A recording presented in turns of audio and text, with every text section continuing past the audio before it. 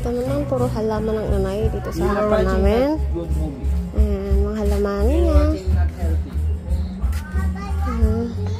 Ito yung alaga ng inay. Araw-araw. Meron din gulay dito. Manian, gulay. Ayan. Mga bulak ng inay. May mga lights para sa gabi pwede na pailawan. Tapos ito. Ito may mga kamuti pa dito.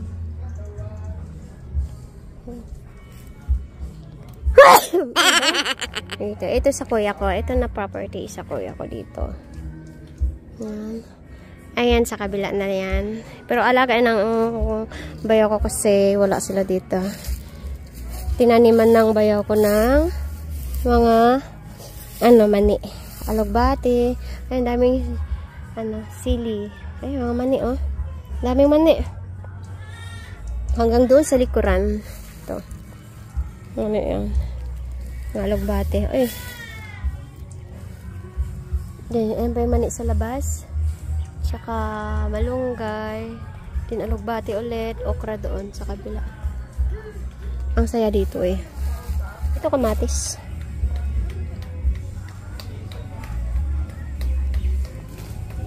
Ay. Wala na eh. Bougainvillea.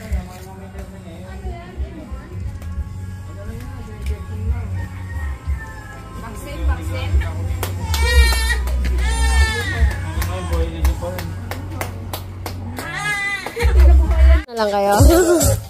Pwede pa. Hala ito. Daming mga prutas to sa likod bahay ng inay. Kasi wala pang mga bunga. Ito yung maliit kong space na lote. Itong lote na to sa kapatid ko. 200 square meter. So dito makikita. Marami kamuting kahoy. Dito. Ayan. Kamuting kahoy dyan. Nung dumating kami, merong merong guava na. Ito, hindi ko alam ano to. Basta prutas din yan. Ito, lemon. Doon sa front, puro gulay yun. Tapos, ganito. Ito langka to, I think. Laki na niya.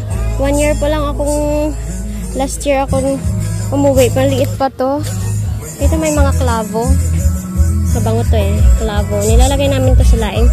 Ayan, klavo nga siya. Klavo. Ayan, may mga klavo. Ang haba ng mga klavo ah. Ito yung mga klavo. Nilalagay to sa gulay pampabango. May mga gabi dyan. And then, yung space na yan, isa manang ko to. Ito na part, isa manang ko yan. Bali magkatabi-tabi yung mga lupa namin. Sa manang ko. Doon. Tapos ito sa pamangkin ko. Ito na part sa pamangkin ko. Doon yung amin. Yung may tugtog. Ito sa kapatid ko to. 200 square meter. Sa kapatid ko to.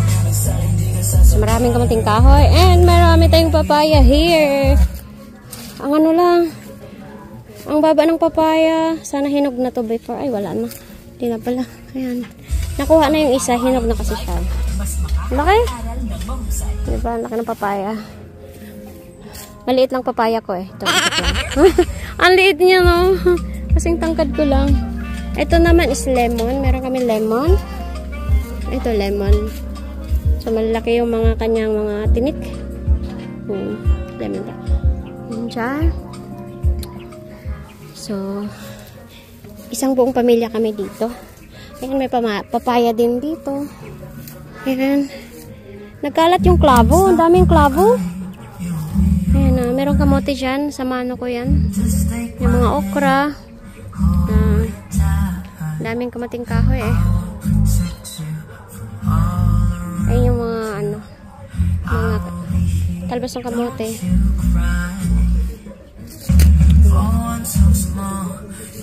Ay, mga bagong tubo na kamuting kahoy. Mga tapon lang yan eh. So, meron na yung malunggay. Malo